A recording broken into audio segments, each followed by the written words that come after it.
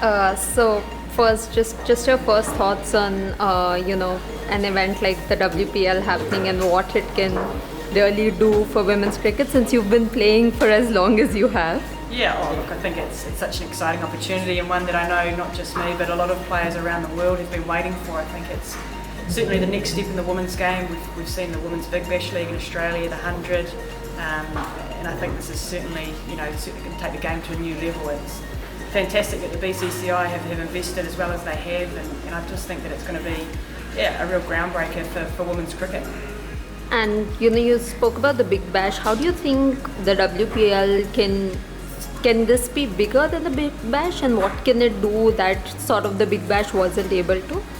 Yeah, look, I think they can certainly draw the Big Bash in terms of what they've been able to achieve. I think you've seen in Australia the depth that they've got now with their domestic players and their ability to transition from that domestic game into the international scene. I think it's scary to think the quality of players that they've got coming out of Australia now, and I think they can do something similar here in India as well, which is very scary because obviously with the population that's over here, I think that talent pool is going to be huge. So I think there's going to be some real benefits felt through not just Indian cricket but world cricket as well, and I guess their domination. We've seen how strong Australia are. I certainly think India can match that.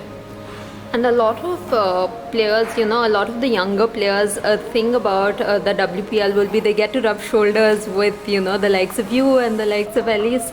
So, but you being a senior player, how is it different from you, and what are you looking to take back from this experience? Oh, I certainly think it's one of the great things around being an overseas pro is coming into these leagues and as you say, rubbing shoulders with local domestic players. I think we've got a real responsibility to make sure that we can share our knowledge as much as possible to make sure that we're helping grow the game. I've always said it doesn't matter what competition or what country I'm playing in. I think it's so important that we're growing the game and spreading the knowledge and making players better, because at the end of the day we want our game to be the best game and we want people to be watching and enjoying it. So for me, I think it's a really exciting chance for us as international players to come here and hopefully give I guess these domestic players a bit of information, a bit of knowledge, but equally for them to teach us something as well. I think that's the great thing about sport is you never stop learning. So certainly we'll be picking their brains in terms of how to play in these conditions over here. How much of a sustainability will be a factor? Because going forward, first season obviously there's a lot of excitement, but going forward, what do you think that needs to be done to make sure that it's sustainable and it's more popular? I think look at the IPL. I don't think that's dwindled at all in terms of it's been going for over 10 years now, and the popularity just seems to continue to increase. I think a really important part of that is that you keep bringing the best players over. I think when you can get that mix of strong international players mixed with the best Indian players and domestic players too, I think that always is going to help, I guess, sell the product and pique interest as having a really good quality product. So I think that's something that's really important, and I think that's something that particularly the RCB family do really well is how they engage in their fans. I think at the end of the day the fans are the most important people within this community, so I think it's really important that we engage with them as much as possible. And as far as the young cricketers are concerned, obviously India has been, the under 19s have done it, the senior team has yet to break that title jinx. Would you feel that a tournament like this actually helps them, work on the weaker links and bet more game time that they've been asking for a while? So does that make a difference? Oh, it certainly will. I think any chance that you get to play high pressure cricket, I think it will certainly, I guess, be able to contribute to your experience bank, to be able to call upon that. As you say, the under-19 Indian women's team did a great job in winning the first ever under-19 World Cup, and I just think that it's any time that you can play high quality cricket is going to be of a real benefit. So I think not just for the domestic players but international players, everyone is going to be able to take, I think, some real benefits out of this competition. Well, Sophie, you came here, we had met that in 2018 for the first T20 challenge. At that time you had expressed hope that the BCCI would finally have a WPL.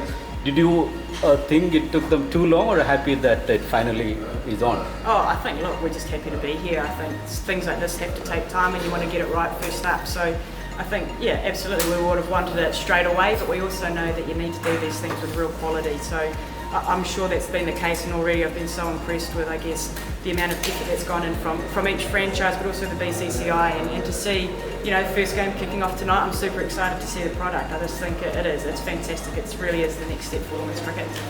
And RCB has quite a team. It looks the team to beat after the auction. Do you agree? Yeah, well, absolutely. I have to say that, don't I? But no, I think they've done a great job in assembling a fantastic squad, and they've got great variety in terms of who we've got as overseas players, but also the local players. And I always believe playing in franchise cricket, it's the local domestic players that are the real point of difference. I think international players almost cancel each other out, and then it's up to the domestic players to step up. So I think we've got a great bunch of players here that can do the job, and I think it's really important to know as well that it's going to take the full squad. It's not just going to be 5 or 6 players, it's going to be the full squad of 15, 18 players to make sure that we can get the job done.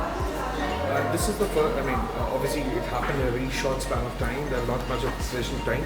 Going forward, do you think all these other factors, the scouting, the data, not much of it was available this time around. So do you think going forward, what are the areas that need to be done so that the preparation is very well and we get the best of players? We already have a good talent, but going forward, it's like you said about.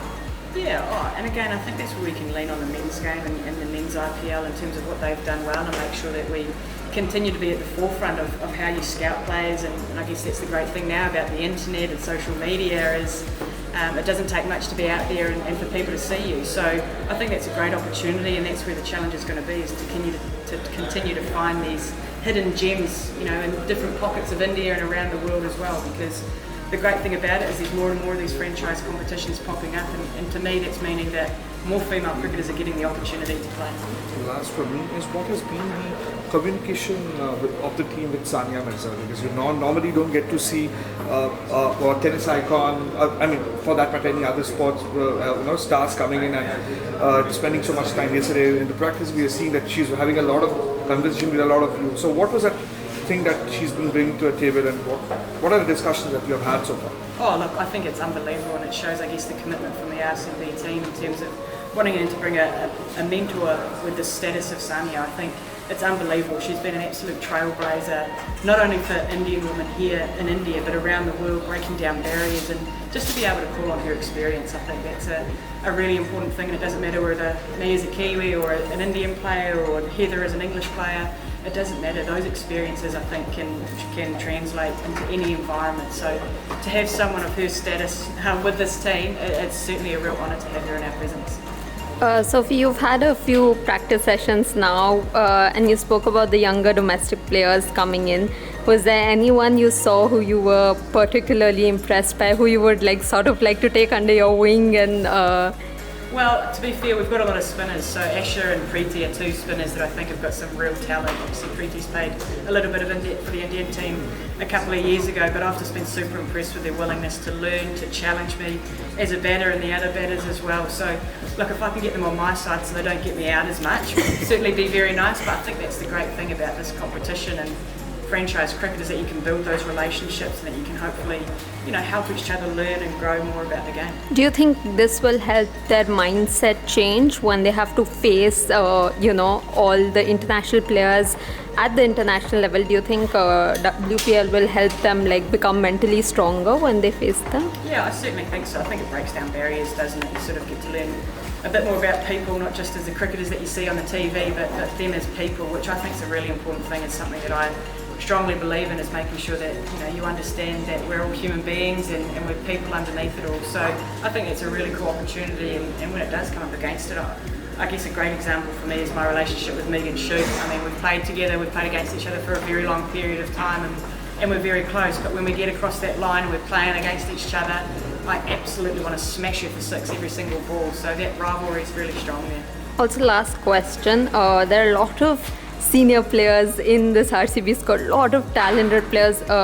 So what has the team discussion been like? What are your roles going to look like in the team? Because everyone's a senior, everyone's a captain of their team. So what does that look like? Yeah, I think that's where RCB have done a fantastic job in terms of the overseas players that they've got. They've obviously got a lot of experience, a lot of captaincy experience too, and I think that's what's going to be really unique about this side, is being able to share that knowledge and making sure that we're supporting Smriti as much as possible, because she is the leader, and I think that's a great opportunity for her to further her game and her captaincy. So I'm really looking forward to working alongside these other players as well. And again, like I've said all along, I think it's such a cool opportunity for us all to share and learn and get better as people, as players, and as leaders as well. Thank you so much. Thank you.